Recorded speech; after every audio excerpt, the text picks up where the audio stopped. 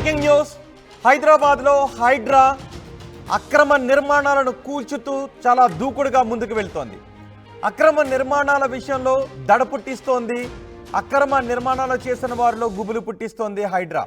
అయితే హైడ్రా కూల్చివేతలు ఇప్పుడు రియల్ ఎస్టేట్ రంగంపై తీవ్ర ప్రభావాన్ని చూపిస్తున్నాయంటున్నారు రియల్ ఎస్టేట్ రంగ నిపుణులు.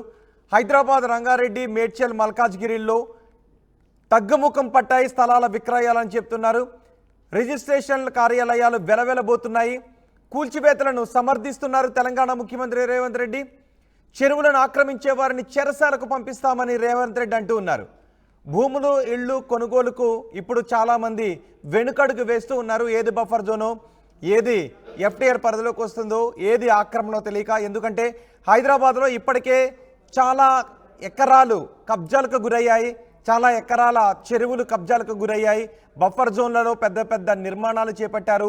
ఎఫ్టీఎల్ పరిధిలో నిర్మాణాలు చేపట్టారు. ఇప్పుడు ఏది ఎఫ్టీఎల్, ఏది బఫర్ జోన్ తెలుసుకున్న తర్వాతే కొనాలి. ఎందుకు వచ్చిన రిస్క్ అని చాలామంది అనుకుంటూ ఉన్నారు. ఈ నేపథ్యంలోనే రిజిస్ట్రేషన్స్ తగ్గాయి, క్రయ విక్రయాలు తగ్గాయని చెప్తూ ఉన్నారు. దీనిపై మా ప్రతినిధి సాగర్ పూర్తి సమాచారం అందించడానికి సిద్ధంగా ఉన్నారు. సాగర్, హైడ్రా కూల్చివేతలు రియల్ ఎస్టేట్ వ్యాపారంపై ప్రభావాన్ని చూపిస్తున్నాయని చాలా మంది అంటూ ఉన్నారు. దీని గురించి మీ దగ్గర ఉన్న సమాచారం ఏంటి?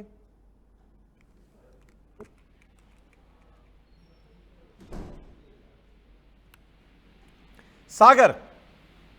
ఎస్ రోహిత్, మనం చూసుకోవచ్చు హైడ్రా చర్యలు, కూల్చివేతల పర్వం అనేది అటు రియల్ ఎస్టేట్ రంగంతో పాటుగా అంటే రియల్టర్లతో పాటుగా ఇటు కస్టమర్లను కూడా గుబులు పుట్టిస్తుంది. వాళ్ళు కొంచెం టెన్షన్ వాతావరణం నెలకొందని చెప్పుకోవచ్చు. మనం ఒకసారి పరిశీలిస్తే ఈ కూల్చివేతల పర్వం రియల్ ఎస్టేట్ రంగం పైన పూర్తిగా ప్రభావం చూపిందని చెప్పుకోవచ్చు. ఇక్కడ హైదరాబాద్, రంగారెడ్డి, మేడ్చల్, మల్కాజ్గిరి జిల్లాతో పాటుగా హైదరాబాద్ శివారు ప్రాంతాల్లో ఉన్నటువంటి మరికొన్ని జిల్లాలో కూడా ఈ ప్రభావం మనకు కనిపిస్తుంది. ఎందుకంటే కస్టమర్స్ ఇప్పుడు రియల్ ఎస్టేట్ వ్యాపారులు రియల్ ఎస్టేట్ కు సంబంధించినటువంటి ఫ్లాట్లు, ఇక్కడ అపార్ట్మెంట్ ఫ్లాట్లే కాదు, ఇండిపెండెంట్ ఇల్లులే కాదు, స్థలాలు కొనుగోలుదారులు కూడా ఇక్కడ ఆలోచనలో పడ్డారని చెప్పుకోవచ్చు. కొన్ని అనుమానాలు వ్యక్తం చేస్తున్నారు. ఎందుకంటే ఎఫ్టీఎల్ బఫర్ జోన్లలో ఆ ల్యాండ్స్ కానీ, అపార్ట్మెంట్ కానీ, ఇల్లులు కానీ ఉన్నాయా, ఎఫ్టీఎల్ బఫర్ జోన్లలో ఉన్నాయా, లేదా ప్రభుత్వ స్థలాల్లో ఉన్నాయా, ఈ నాలాల ఆక్రమణలో ఉన్నాయా అని కొన్ని క్లారిఫికేషన్ తీసుకున్న తర్వాతనే వాళ్ళు తీసుకోవడానికి యోచిస్తున్నారు. ఈ నేపథ్యంలోనే రియల్ ఎస్టేట్ రంగం పైన భారీ ప్రభావం పడిందని చెప్పుకోవచ్చు. మరోవైపు ఈ రిజిస్ట్రేషన్ శాఖ పైన కూడా ఎక్కువ ప్రభావం చూపించింది. మనం ఒకసారి పరిశీలిస్తే ఆగస్టు నెలలో భారీగా రిజిస్ట్రేషన్ శాఖకు ఆదాయం తగ్గిందని చెప్పుకోవచ్చు. అధికారికంగా ప్రభుత్వం చెప్తున్న లెక్కల ప్రకారమే 330 కోట్లకు పైగా రిజిస్ట్రేషన్ శాఖకు లాస్ జరిగింది. ఆగస్టు నెలలో జూలై నెలతో పోల్చుకుంటే ఆగస్టు నెలలో నష్టం జరిగిందని చెప్పి ప్రభుత్వ రిజిస్ట్రేషన్ శాఖ అధికారికంగా చెప్తున్న పరిస్థితి. మొత్తంగా చూస్తే ఇటు మరోవైపు సీఎం రేవంత్ రెడ్డి కూడా హైడ్రా కూల్చివేతల పర్వం కొనసాగుతుందని చెప్పి మరోసారి ఘాటుగా చెప్పిన పరిస్థితి మనకు కనిపిస్తుంది.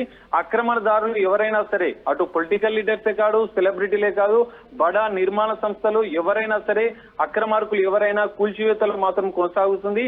హైడ్రాకు సూపర్ పవర్స్ ఇస్తూ మరింత దూసుకుపోమని చెప్పి సీఎం రేవంత్ రెడ్డి మరోసారి సంచలన విషయాలు చెప్పిన నేపథ్యంలో మొత్తంగా ఈ రియల్ ఎస్టేట్ రంగంతో పాటుగా ఇటు రిజిస్ట్రేషన్ శాఖ మీద కూడా భారీగా ప్రభావం పడిందని చెప్పుకోవచ్చు.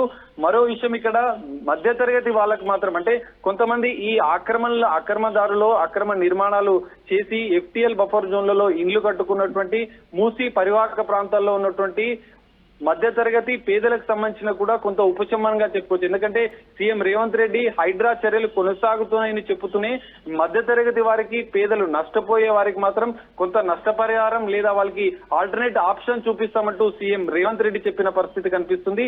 సో మొత్తంగా చూస్తే మాత్రం ఈ భూములు, ఇల్లు కొనుగోలుదారులకు సంబంధించినటువంటి హైదరాబాద్ నగర వాసులు మాత్రం కొంత వెనుకడుగు వేస్తుందని చెప్పుకోవచ్చు. ఇట్లా హైదరాబాద్ నగరంతో పాటుగా శివారుకు సంబంధించినటువంటి జిల్లాల్లో కూడా ఈ ప్రభావం మనకు ఎక్కువగా కనిపిస్తుంది. రోహిత్, రైట్. అంటే రియల్ ఎస్టేట్ రంగ నిపుణులు ఏం చెప్తున్నారు? ఎక్కడెక్కడ హైడ్రా ప్రభావం వల్లే ఆగిందా, లేకపోతే ఏది ఎఫ్టీఎల్లో ఉందో, ఏది బఫర్ జోన్లో ఉందో తెలియక ఆచితూచి కొందాములే అన్న ఉద్దేశంతో ఆగారనుకోవాలా? ఎస్ రోహిత్, మీరు చెప్పినట్లుగా రియల్ ఎస్టేట్ రంగ నిపుణులు కూడా చెప్తున్నారు ఈ ఎఫ్టీఎల్ బఫర్ జోన్, ఈ హైడ్రా చర్యల యొక్క ప్రభావం ఎక్కువగానే కనిపిస్తుంది. వాళ్ళ వద్దకు వచ్చిన కస్టమర్స్ కూడా ఇది ఎఫ్టీఎల్ లో ఉందా, బఫర్ జోన్ లో ఉందా అన్నటువంటి అనుమానాలు వ్యక్తం చేస్తున్నారు. ఇటు రిజిస్ట్రేషన్ శాఖ అధికారులు కూడా అదే విషయం చెప్తున్నారు. రిజిస్ట్రేషన్ల శాఖ కార్యాలయాలు కూడా వెలవెలబోతున్నాయని చెప్పుకోవచ్చు. ఎందుకంటే కస్టమర్లు, కొనుగోలుదారులు ఈ క్లారిఫికేషన్ తీసుకుంటున్నారు. రియల్ ఎస్టేట్ వ్యాపారుల వద్ద కానీ ఇటు రిజిస్ట్రేషన్ శాఖ వద్ద కూడా ఇదే వ్యక్తం చేస్తున్నారు అనుమానాలు. ఎందుకంటే ఎఫ్టీఎల్ బఫర్ జోన్లలో వాటి ల్యాండ్స్ కానీ అపార్ట్మెంట్ ఫ్లాట్స్ కానీ ఉన్నాయా అనే కన్ఫ్యూజన్ లో ఉన్నారు కొనుగోలుదారులు. దానికి సంబంధించినటువంటి క్లారిఫికేషన్ తీసుకున్న తర్వాతనే అది కొనాలా వద్దా అని చెప్పి ఆలోచిస్తున్న నేపథ్యంలో ఈ ప్రభావం అనేది మనకు ఎక్కువగా కనిపిస్తున్నట్లుగా చెప్పుకోవచ్చు రోహిత్.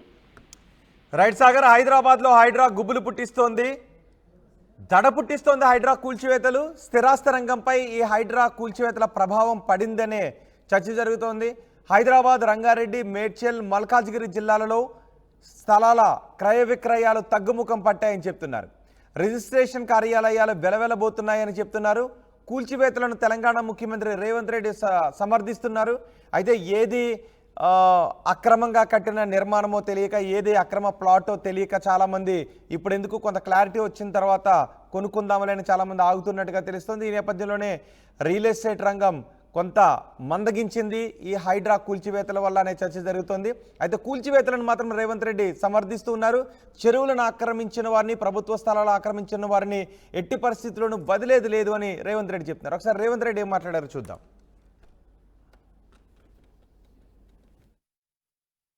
రేవంత్ రెడ్డి గారికి ఏమొచ్చిందయ్యా, హైడ్రా పేరు మీద మే చెరువుల్లో విలాసవంతమైన విల్లాలు కట్టుకుంటే ఆయన నేల గూలుస్తున్నాడు అని నేను ఒక్క మాట అడగదలుచుకునే వేదిక మీద నుంచి తెలంగాణ ప్రజల్ని, ముఖ్యంగా హైదరాబాద్ నగర వాసులని, 1908లో ఈ మహానగరం మీద వరదలు ఉప్పెనై కమ్మేస్తే వేలాది మంది ప్రాణాలు కోల్పోతే ఆనాటి నిజాం సర్కార్ మోక్షగుండం విశ్వేశ్వరయ్యను ఆర్కిటెక్ట్ గా నియమించి 100 కోట్ల రూపాయల నాడు ఖర్చు పెట్టి ఉస్మాన్ సాగర్, హిమాయత్ సాగర్ ను నిర్మించిండ్రు.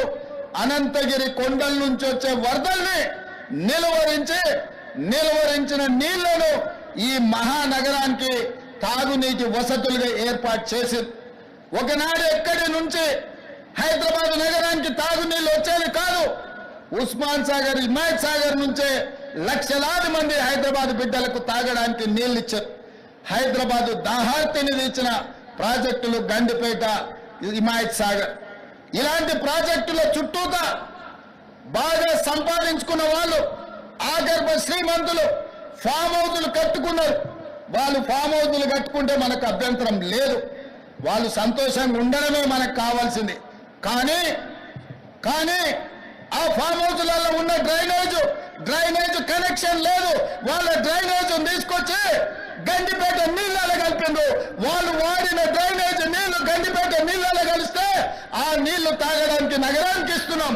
నేను అడుగుతున్న మిత్రులారా, ఇవాళ మీరు చెప్పండి, ఎవరో బలిసినోడు కట్టుకున్న ఫామ్ హౌస్ డ్రైనేజ్ నీళ్లు గండిపేట తాగు నీళ్ళలో కలుస్తుంటే ఆ నీళ్ళని నగర ప్రజలకు తాగడానికి ఇస్తే ముఖ్యమంత్రిగా నేను వైఫల్యం చెందినట్టు కాదా? ఒక్కసారి ఆలోచన చెయ్యండి.